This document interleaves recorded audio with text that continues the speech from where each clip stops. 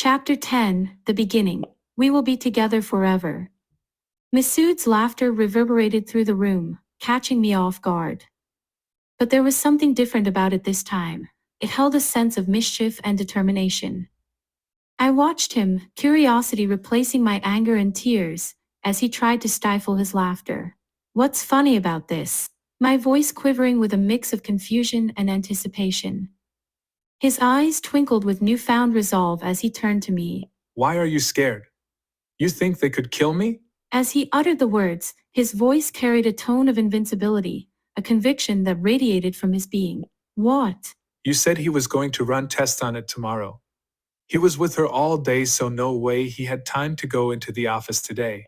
In that moment, I sensed a spark of hope igniting within me. With a swift motion, he unlocked the screen on his phone and began scrolling through its contents, his expression shifting from amusement to focus.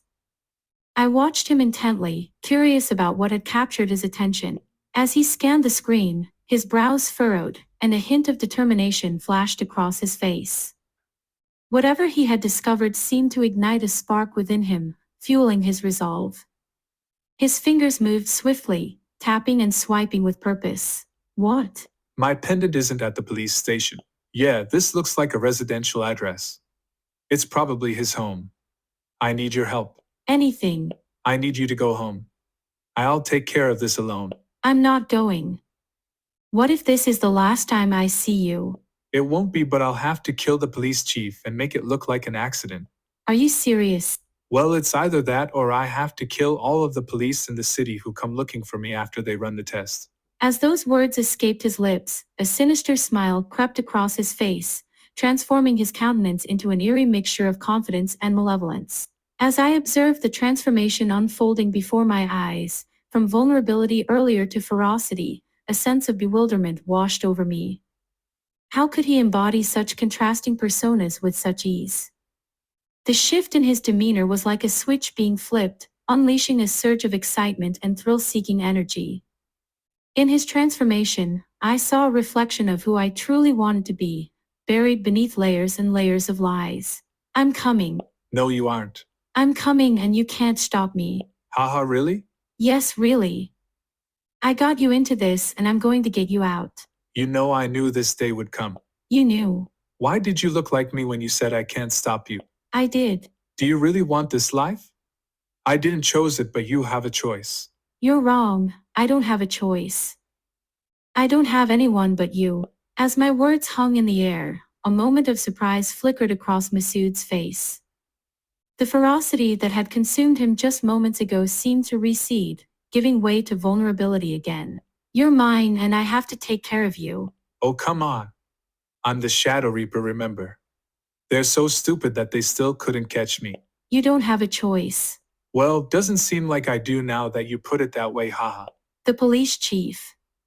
He's not a typical victim of the Shadow Reaper.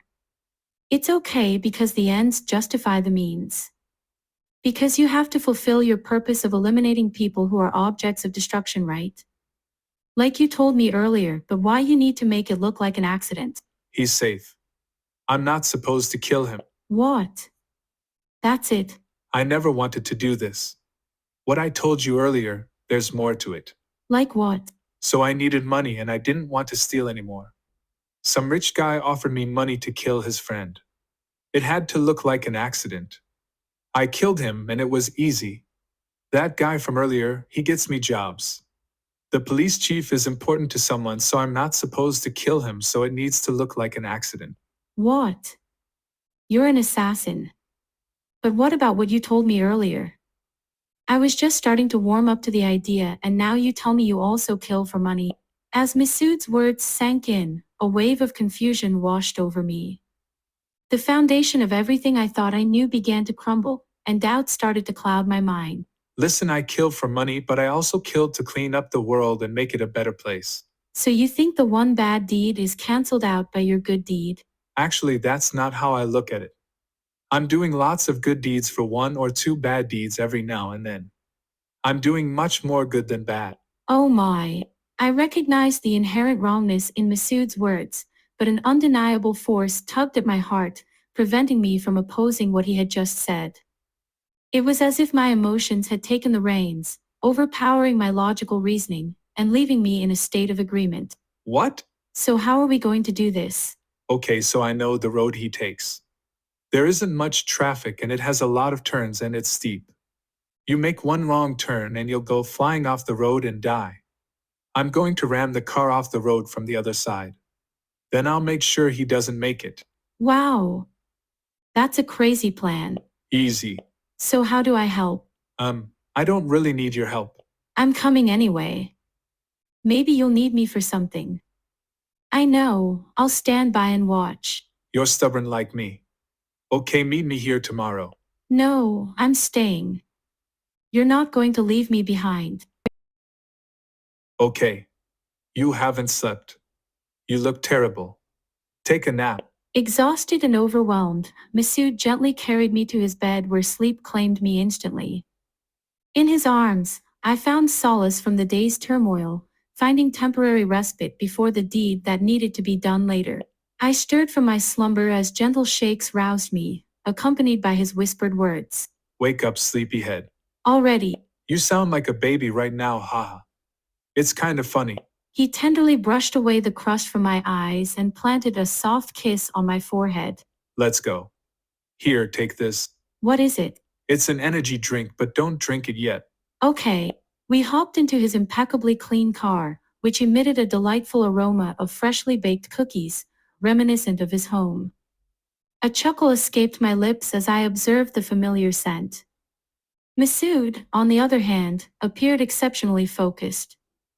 He was without his previous attire and mask. He was wearing an immaculate stylish outfit and me, my favorite dress. It was as if we were about to go on our first date. The drive was tranquil, the scenery passing by in a blur. Masood's unwavering focus made me hesitant to disturb him, so I gazed out the window, lost in visions of our shared future. We're here, wait over there. I don't want you to be in the car. I'll do it alone, but you wait here in case I need something, okay? Okay. The anticipation was palpable as we waited, Masood's eyes fixed on his phone, tracking the approaching police chief's car with unwavering intensity. Then all of a sudden I hear him say, It's time.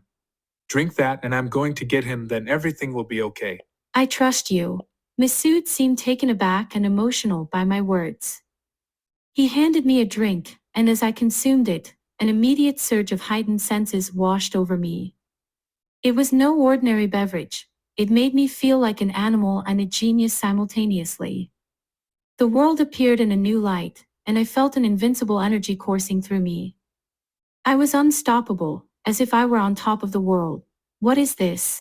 Well, if you're going to help me, I need you to be alert. Well, I'm definitely alert now.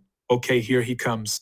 Masood swiftly entered his car, and within moments, the police chief's vehicle emerged. Masood accelerated and collided with the police car, causing both vehicles to go over the edge. Fuck. That wasn't supposed to happen. With an animalistic energy surging through me, I sprinted towards the accident site, fueled by fear and mania. The overturned cars lay before me, mangled and shattered. My focus shifted to Masood's car, but he was nowhere to be found.